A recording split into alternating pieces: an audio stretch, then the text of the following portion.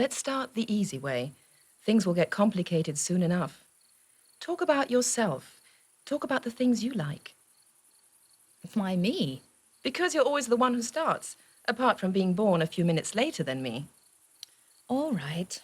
I love the full moon at night. So do I. I love sunsets. Everyone loves sunsets.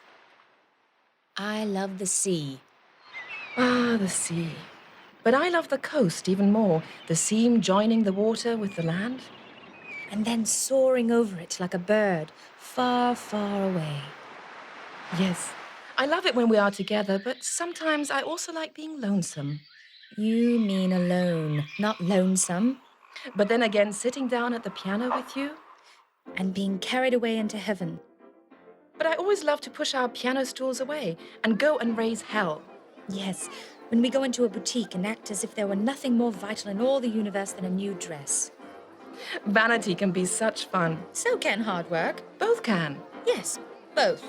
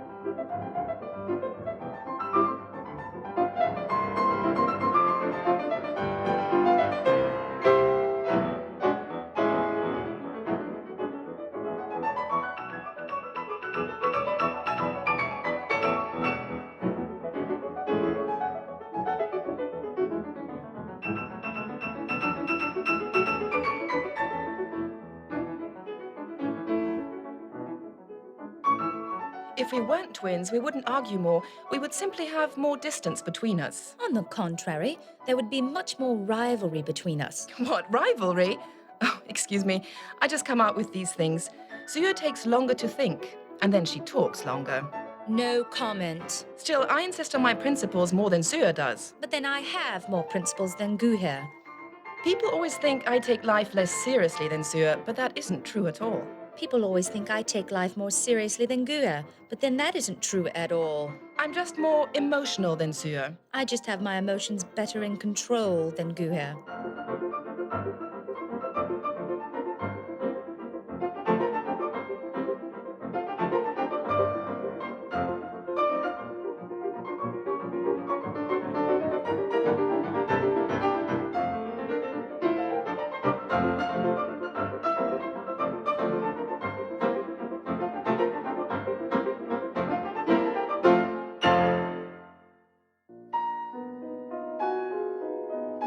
From the age of 5, we attended the conservatory in Istanbul.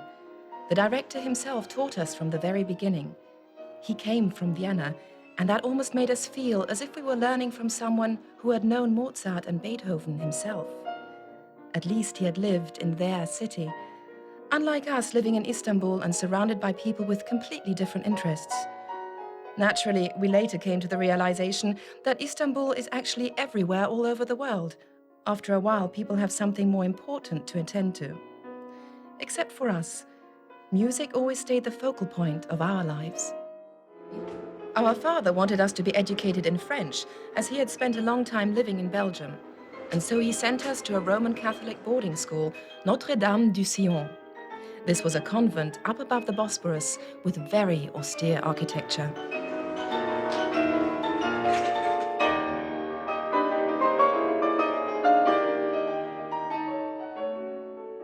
The upbringing there was even more austere than the architecture.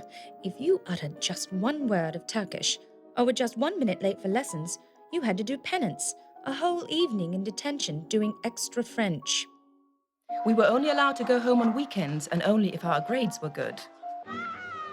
Whenever we could tear ourselves away from the pianos, the three of us enjoyed going to the cinema. Actually, movies, not cinema, because Murat loved horror movies. Güher didn't mind. But I hated horror movies, along with everything involving violence and conflict. So I gave in to avoid conflict. But often enough, I would run out of the cinema in the middle of the film because I simply couldn't take it any longer. Since then, it's been clear to me, compromise doesn't pay, especially not with art.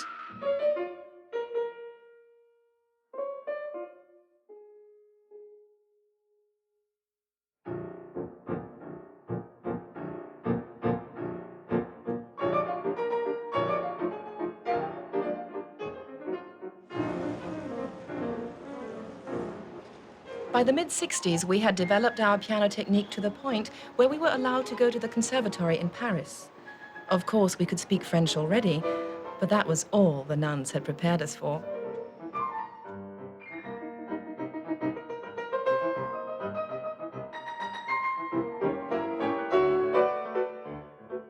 There were so many things I wanted to discover then, so many things I wanted to know. I dreamt of being a mixture of Simone de Beauvoir, Grace Kelly, and Audrey Hepburn. Clever, elegant, and charming.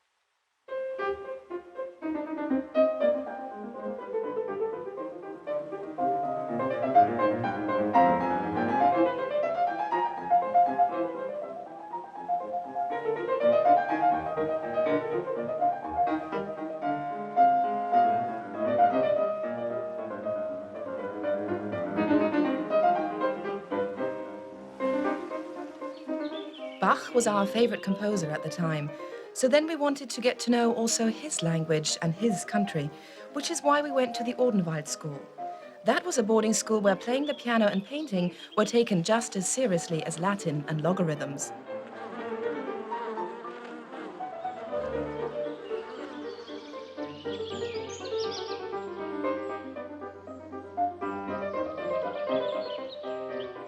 Then came the upheavals of the late 60s.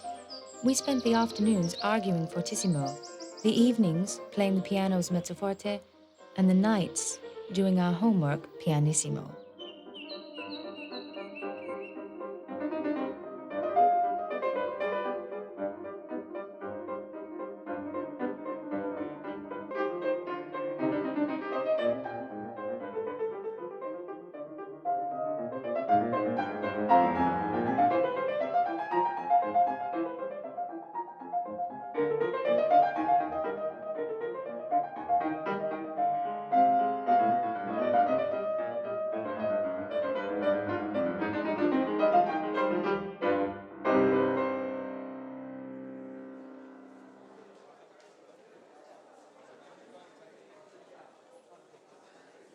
After graduating from school, we went to study in Frankfurt. At the Academy of Music, we of course studied the same instrument, piano, but we took different subjects at the university. We were both heading for the same destination, but we each wanted to find our own way there. Those were turbulent times. For me, it was a time of important but also painful experiences.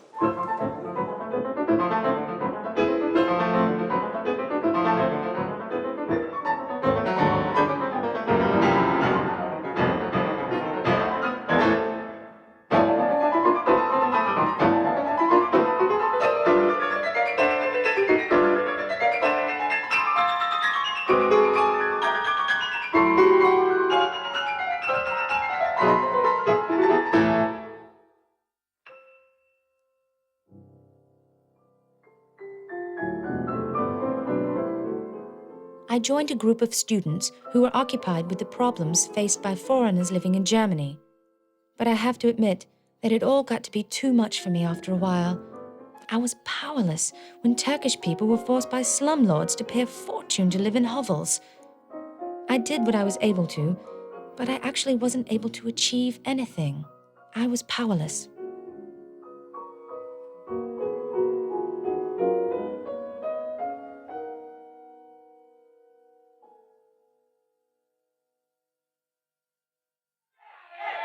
some fellow students were terribly committed, and they even tried to persuade me to give up music. Today is no longer about sonatas and symphonies, they said. Today is about changing the world. I was very torn, but it finally dawned on me that I just had to get back to doing something I was sure of, however hard that would be, something I knew how to cope with. My language was not Turkish, French, or German. My language was music.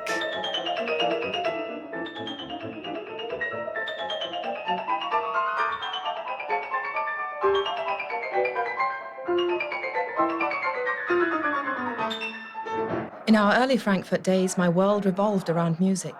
Music gave me strength, and I gave my strength back to music. I consciously closed my mind to everything else.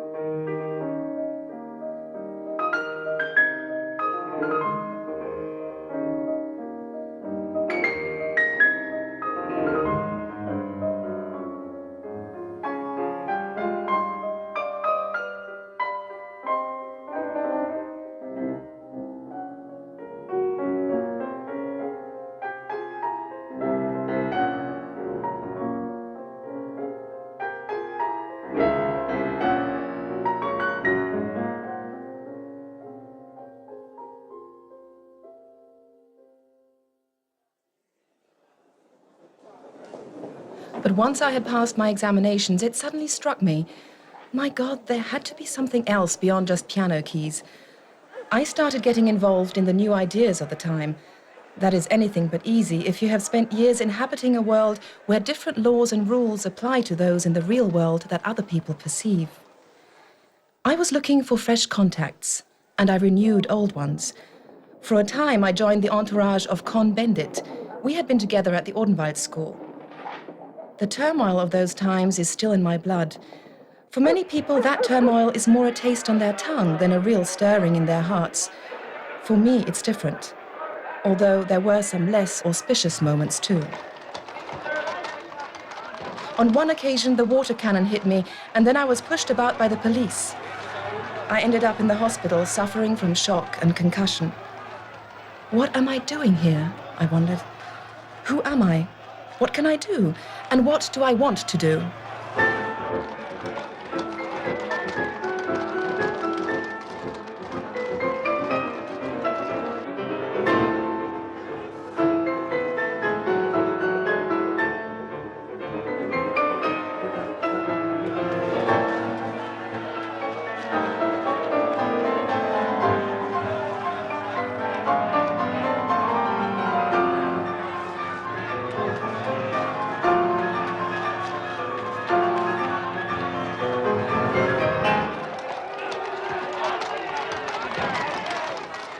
When I was released from the hospital, I had gained a new insight.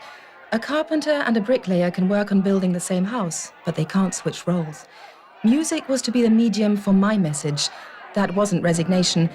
That was the start for me.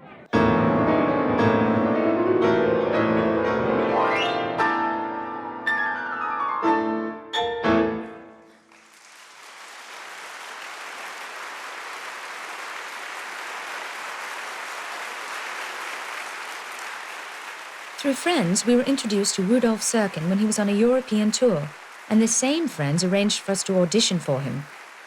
Serkin was a truly great man. He made us feel so insignificant. Only our stage fright was remarkable. He was so full of nervous energy that you could have lit half the city with it. But he liked our playing and he said, I will give you lessons. That meant for us the big chance. That meant for us America for the first time. That meant for us the Curtis Institute in Philadelphia.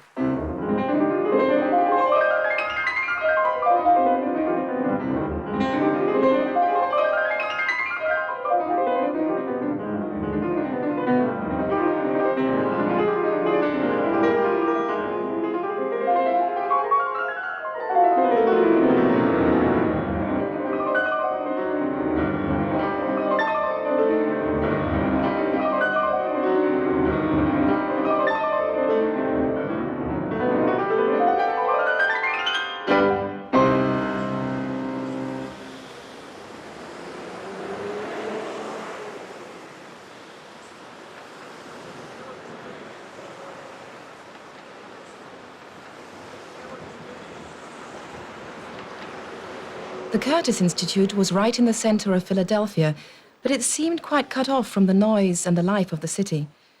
This school was an island, just as Notre Dame de Sion and the Odenwald School had been.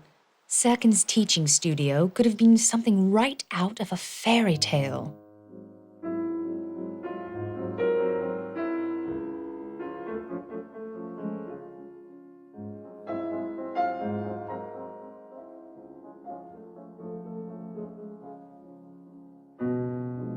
That old colonial-style building aroused awe, but not fear.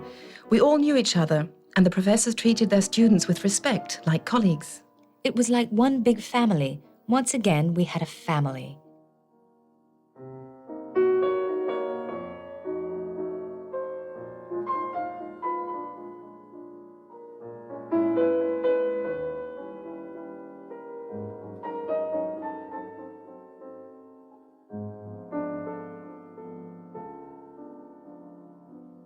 But you could only manage the course by working at least 14 hours a day, so I persuaded myself, and Süher encouraged me in this, and in turn I encouraged her.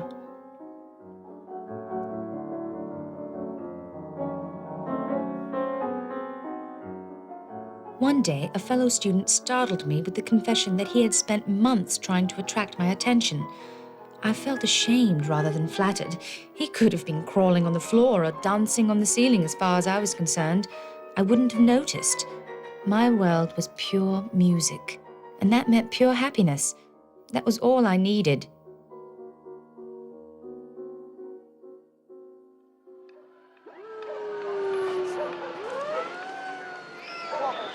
Philadelphia was also quite startling to us at first. Just 2 blocks down from our hotel, there was one part of town. We had never seen such poverty before. I suddenly felt as if we had spent our lives up till now in a gilded cage, confined but also protected. Here, young people were free.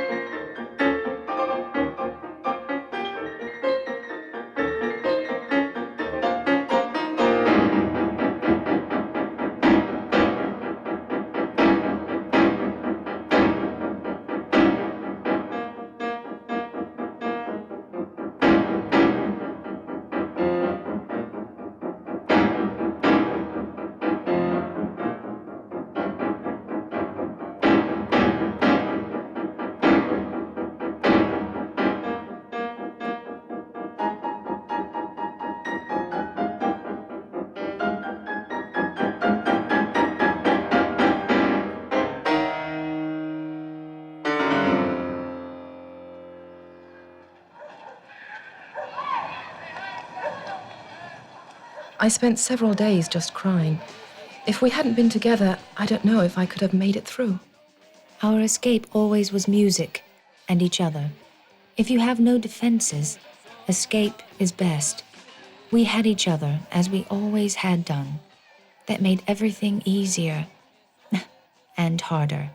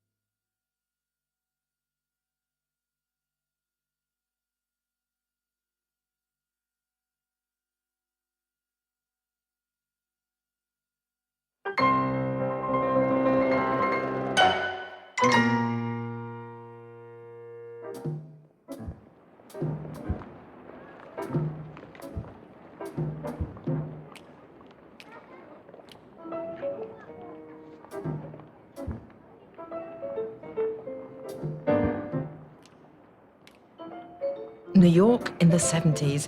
Everyone wanted it all. We were less ambitious. We just wanted to learn the Russian piano technique. But they didn't teach that at Curtis. That's why we made our pilgrimage to New York, to the Juilliard School. From the gilded cage straight into the lion's den. Actually, the lioness's den.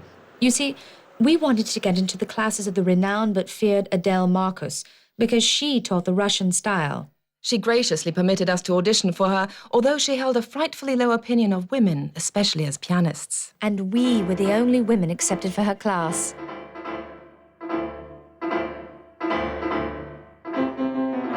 Already at that age, it was clear to me.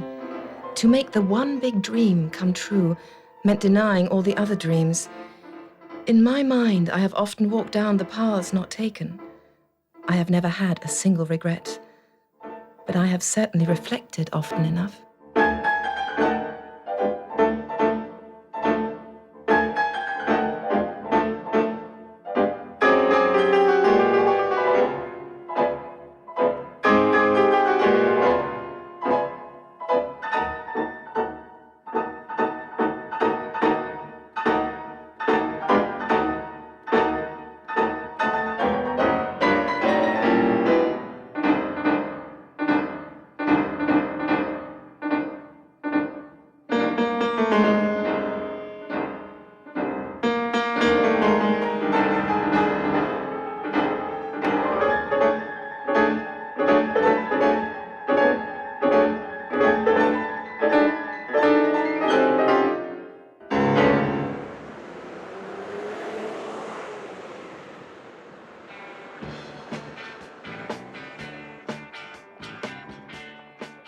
By day, I only had eyes for my keys and my notes, which made the evenings so vital.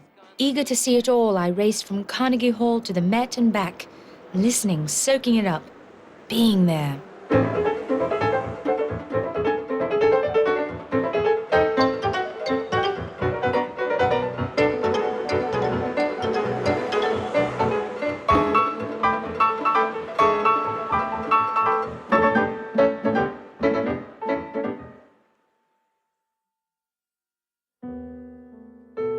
The Juilliard School was anything but a gilded cage. It was more a music factory with 600 apprentices all fighting to become a master. Me too, of course.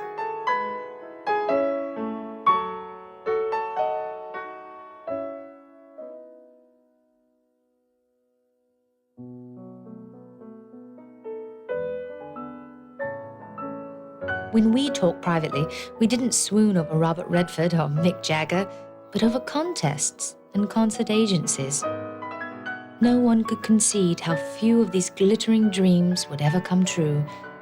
Everyone was convinced the others are going to have a hard time, but me, I will make it.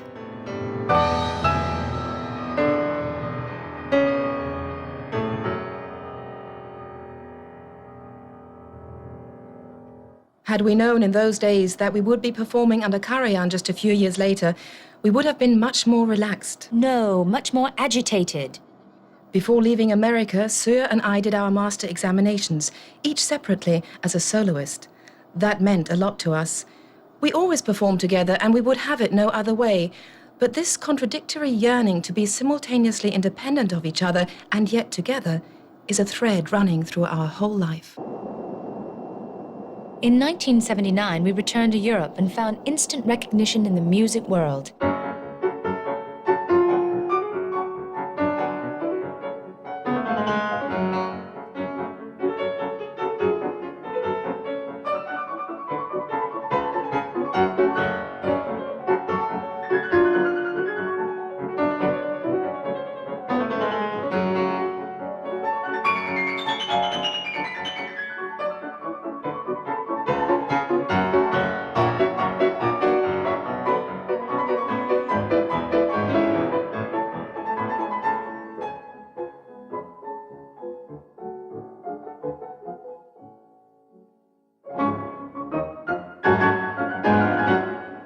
In the very first year back, we won the German music contest. We were so elated. But we soon came back down to earth. Being back to Earth meant chugging cross-country in our old Beetle from one concert hall to the next and living out of a suitcase. The acoustics in these halls were often bad, the grand pianos were even worse, and on top of it all, excruciatingly out of tune. Which threw our spirits out of tune too. In that situation, there is only one solution: keep calm and do your best for the audience. Once Süher and I reach the point where we melt into the music and become one with it, those are the most wonderful moments of my life. And I always pray that the audience will feel it too and share these moments with us. For me, life is at its most intense when we are working, particularly when we are studying a new piece, a fresh start again. To get a proper feeling for the piece, we keep changing parts at this stage and later too. Sometimes Güher plays first piano, and sometimes I do. That way, each audience receives a premiere performance, a premiere every day, for the audience and for us too.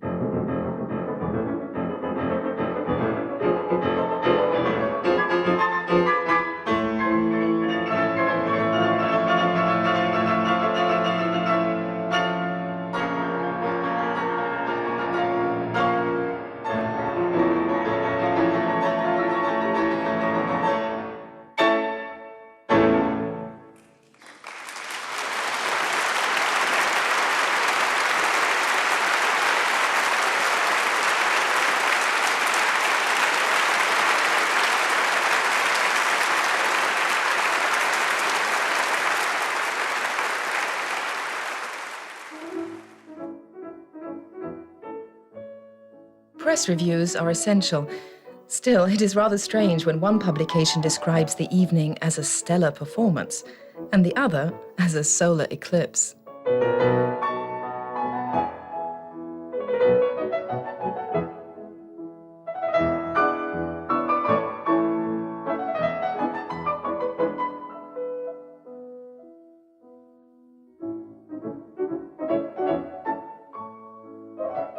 I am my own harshest critic, but I suppose that's what most people think of themselves. Reviews are like horoscopes. If they're good, there must be some truth in them. If they're bad, well, no one believes everything they read in the press, do they? Being able to switch off, that's also my problem. But how can you learn to switch off? That's like saying, relax as hard as you can. Although I would so love to experience a real void. I seem to have 20,000 volts going through me all the time, under some kind of tension that I can't shake off. Güher and I want to take a whole year off sometime. We want to try and discover how to switch off this energy, just like switching off a bedside lamp.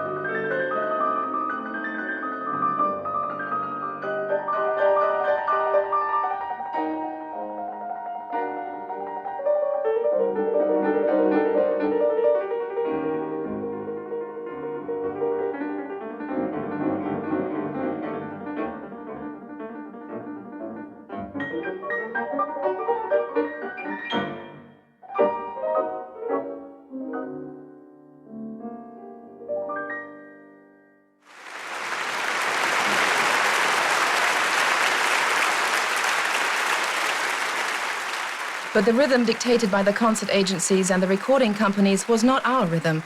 It all seemed too fast and too flashy. We wanted meaning and depth, not glitz and glitter. Well, why not both?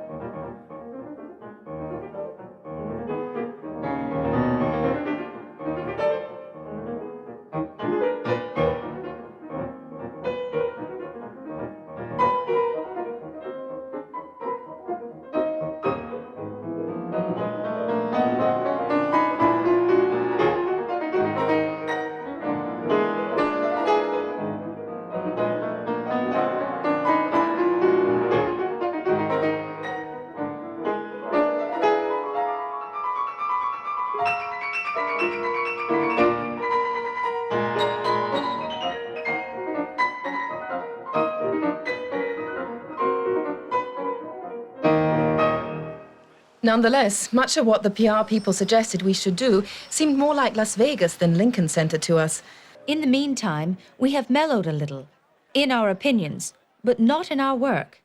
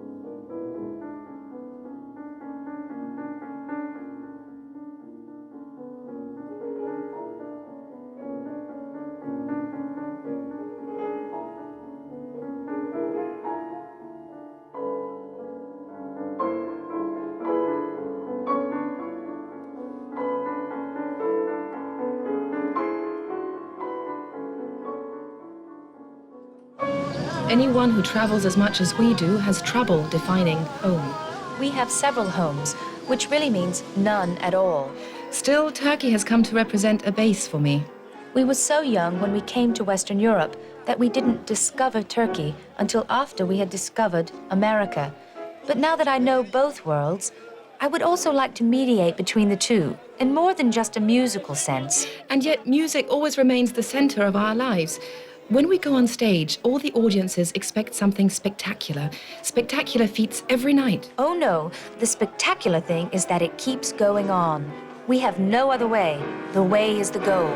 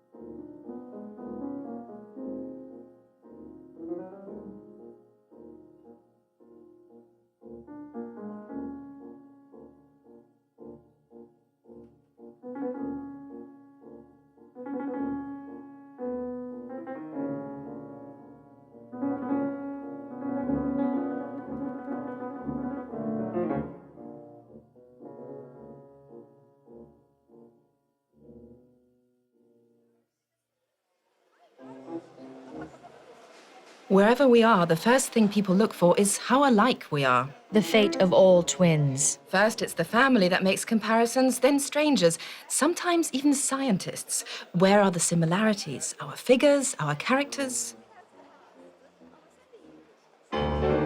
For us, the differences are much more important. Although, of course, we still have a deep sense of belonging together. And an intense need for independence. Both. Yes, both. After a rapid beginning, the career of Güher and Süher has continued with a string of international successes. The top recording companies have recorded them in most of the important two-piano repertoire, both with and without orchestra, and major channels have featured them on television. The opening concert of the Vienna Festival with the Vienna Philharmonic under Zubin Mehta was broadcast live by Eurovision. Leading newspapers have given them rave reviews. Güher and Süher Pekinel have been supporting numerous music projects over the years. The most important three amongst these projects promote musical education. The Orff Schulwerk project Anatolia and the Tevital School for Highly Gifted Children complement one another. While the Orff Schulwerk, or the Orff approach, promotes music education in kindergartens and primary schools all over Anatolia, the Tevital High School focuses on highly gifted students for a balanced education, which allows the individual to develop their special abilities and talents through art and music.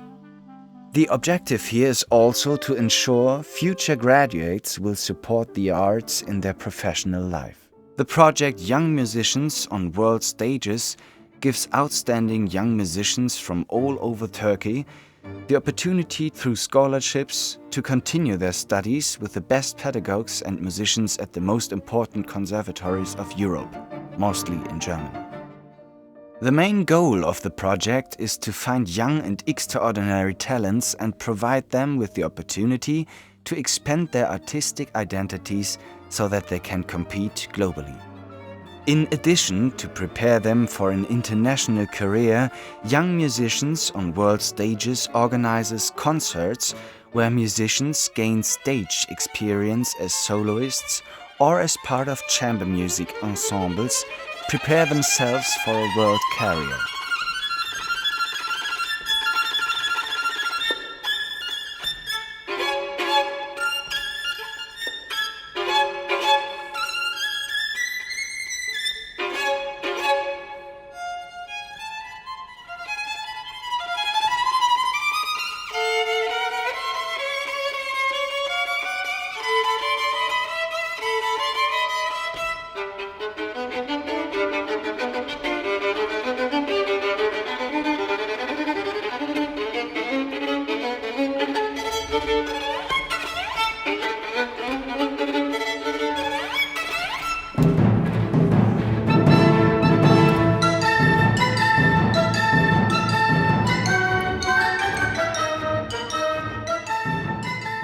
Chamber music is a main emphasis of the program.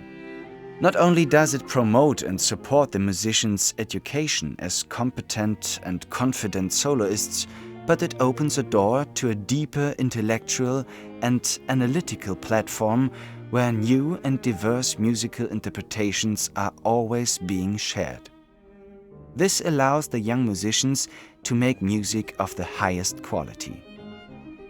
In the 8 years since it starts, the young musicians involved in the project have won 7 first prize, 4 second and 2 third prizes in international competitions.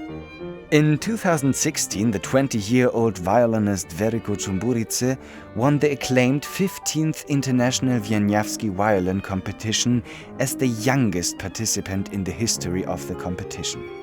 In June 2016, the trio Arte, which consists of 3 musicians from the project, won first prize at the chamber music competition Pietro Argento in Italy and played with star violinist Gerard Cosset at the 44th International Music Festival in Istanbul. Güher and Süher Pekinel will continue to support young and extraordinary talents since they feel it is their duty, as the result of their international career, to pass on their valuable experience and knowledge to young musicians.